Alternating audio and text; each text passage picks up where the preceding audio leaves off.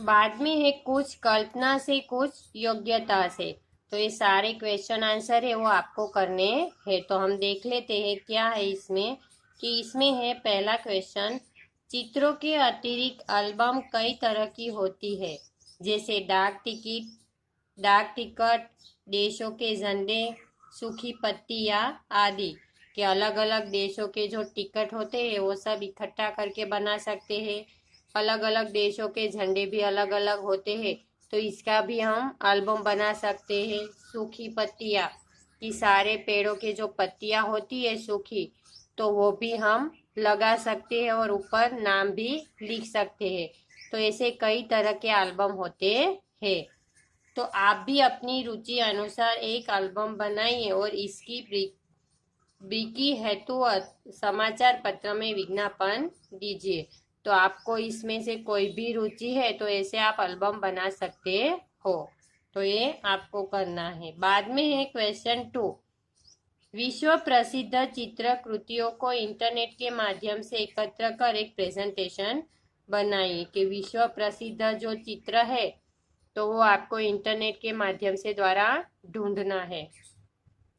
बाद में है क्वेश्चन 3, इस कहानी का नाटक के रूप में मंचन कीजिए और नाटक के माध्यम से निस्वार्थ सेवा का संदेश दीजिए। तो ये पूरी कहानी है तो हम नाटक के द्वारा भी कर सकते हैं। फिर है क्वेश्चन 4, मानव सेवा ही सच्ची सेवा है, इस विषय पर एक अनुच्छेद लिखिए। तो मैं यहाँ पे ये अनुच्छेद है वो बोलती हूँ, आपको इनमें से 4-5 लाइन आपको लिखनी है। कि मानव सेवा ही सच्ची सेवा है, कि मनुष्य का जीवन किसी न किसी लक्ष्य की प्राप्ति के लिए होता है। तो हमारा कोई लक्ष्य है ना जीवन में कि हम आगे क्या कर सकते हैं। तो मनुष्य का जीवन है कि कोई भी लक्ष्य की प्राप्ति के लिए होता है। कि पशुओं का जीवन केवल खाने पीने, खुद की रक्षा करने में ही व्यतीत होता है, जबकि मनुष्य जीवन पर्यंत संघर्ष कर लक्ष्य की प्राप्ति करता है। कि आप भी देखते हो कि पशुओं का जीवन क्या होता है, सिर्फ खाना पीना और खुद की रक्षा करना, जबकि मनुष्य की जीवन पर्यंत की पूरा जीवन की उसकी लक्ष्य की प्राप्ति के लिए संघर्ष यानी मेहनत करता है। इसके अलावा मनुष्य में सेवा की भावना उसे पशुता से अलग बनाती है। कि दूसरों के प्रति सेवा भाव होना ही परोपकारिता कहलाती है। कि व्यक्ति में दया की भावना ही उसे सेवा करने के लिए प्रेरित करती है।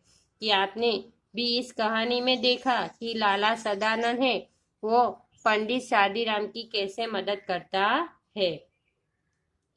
मनुष्य असत्य, लोभ, घृणा, ईर्ष्या तथा आलस्य जैसे दुर्गुणों को त्याग कर ही सेवा के पथ पर आगे बढ़ सकता है। मनुष्य का सेवा भाव राष्ट्र की उन्नति का कारण भी बनता है।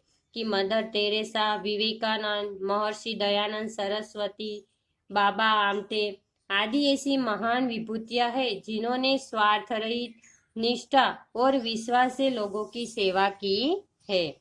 तो इनमें से आप कोई भी 7-8 या 4-5 लाइन वो लिख सकते हो।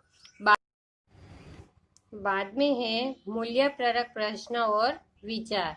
तो इसमें है दया दिखाना और भिक्षा देना, दो अलग अलग बातें हैं, अपने विचार प्रस्तुत कीजिए। कि दया दिखाना और भिक्षा देना की दो अलग अलग बातें हैं, तो अपने विचार है वो आपको सोचना है कि अपने विचार इसमें क्या आएगा, तो वो आपको सोचना है।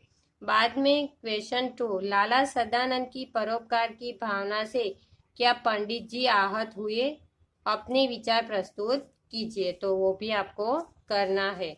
और बाद में है अनमोल वचन, जिसे इंसान से प्रेम है और इंसानियत की समझ है उसे अपने आप में ही संतुष्टि मिल जाती है। स्वामी सुदर्शनाचार्य। फिर है कि जिसे इंसान से प्रेम है, इंसान यानी कि मानस, कि जिसे इंसान से प्रेम है और इंसानियत की समझ है उसे अपने आप में ही संतुष्टि मिल जाती है। कि स्वामी सुदर्शनाचार्य।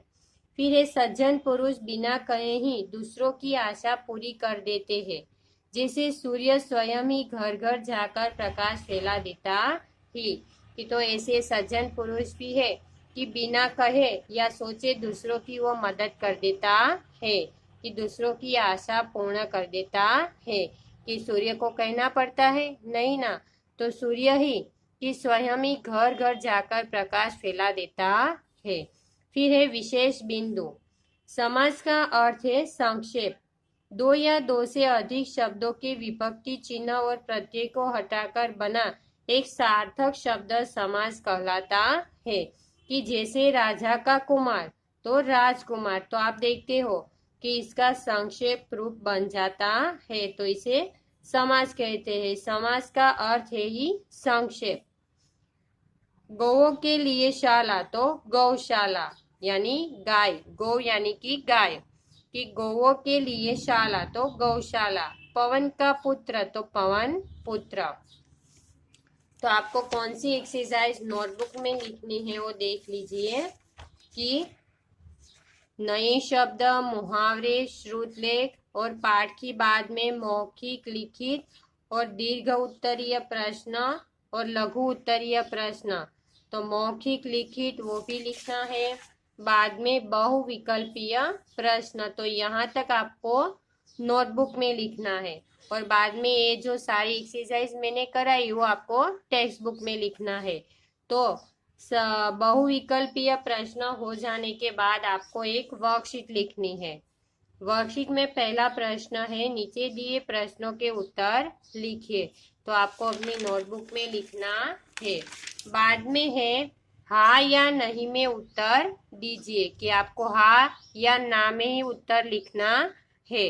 बाद में है क्वेश्चन 3, वाक्यांश के लिए एक शब्द लिखिए। कि यहाँ पे आपको वाक्यांश दिया है तो उनके लिए आपको एक एक शब्द लिखना है। और सारी एक्सरसाइज आपको लर्न करनी है। Thank you.